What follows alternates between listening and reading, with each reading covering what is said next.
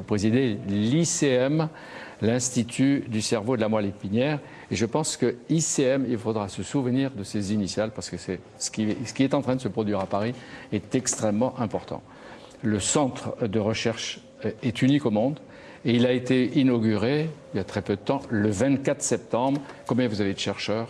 Il y aura au moins 600 chercheurs dans ce centre. Effectivement, il est très particulier par l'importance du centre, par les moyens technologiques qu'il y a dedans, un nombre d'IRM très sophistiqué. Enfin, on pourra vous en parler. Mais je crois qu'il est surtout très important parce qu'il est en plein milieu d'un hôpital. Et un centre de recherche qui est en plein milieu d'un hôpital, c'est pas un centre de recherche. Mais c'est pas normal. Un petit centre de recherche. Non, non. 25 000 mètres carrés. Absolument, absolument. 22 000 mètres carrés. N'exagérons pas, 22 000 mètres carrés. Mais 600 chercheurs et surtout, je dirais, la plus grande richesse, malheureusement, c'est les 100 000 patients neurologiques que l'on voit passer par an dans l'hôpital de la Pitié-Salpêtrière, bien entendu en liaison avec tous les autres centres français. Mais c'est considérable parce que la recherche a besoin des malades volontaires dans le cadre des lois, bien entendu, éthiques que l'on connaît. Mais c'est indispensable si on veut mixer à la fois la recherche clinique et la recherche fondamentale. C'est essentiel. Nous sommes dans le 21e siècle. Absolument. Absolument, et c'est le siècle neurologique, vous le dites vous-même, et ça va être de plus en plus le siècle neurologique, puisqu'on vieillit, on arrive même à survivre après je ne sais pas combien de minutes d'arrêt cardiaque, et à peu près en très grande forme. Donc on va vivre vieux, mais il faut qu'on vive bien et relativement jeune cérébralement. Pourquoi Institut du cerveau et de la moelle épinière?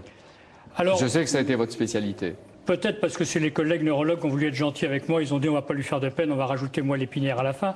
Mais je crois que de façon un peu plus noble, c'est que le cerveau, la moelle épinière et le continuum et la continuité du cerveau. Et un des grands problèmes que j'ai connu dans ma carrière, c'est qu'on travaillait sur les lésions de la moelle épinière, point terminé. En fait, le neurone qui va être mort lors d'un accident de moto, d'une tétraplégie, le neurone qui meurt dans certaines maladies d'Alzheimer, ou quelques neurones dans la maladie de Parkinson, ou qui s'invagine, enfin qui se ratatine, disons.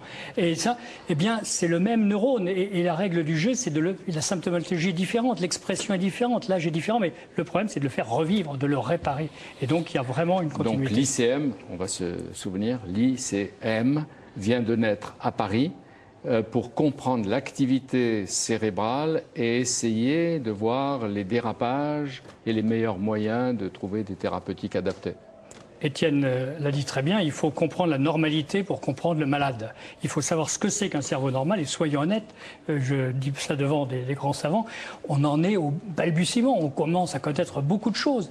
Mais comment fonctionne un cerveau normal? Avant on avait déjà une IRM, on voyait la forme du cerveau. Maintenant les IRM fonctionnels, on voit comment le cerveau fonctionne. L'IRM, l'imagerie.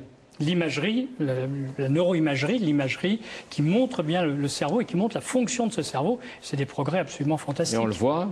7 ans qu'avec une équipe d'amis, de copains, on a eu l'idée.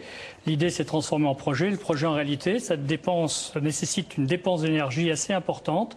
Ça nécessite de savoir ouvrir des portes. Ça nécessite de trouver des moyens humains, techniques, financiers. L'État ou le privé? Les mécénats? Les deux. Les deux. Mais qui? De quelle façon? C'est une des grandes particularités de l'ICM, c'est que c'est aussi bien dans l'investissement que le fonctionnement que la recherche, c'est mixte, c'est le meilleur des deux.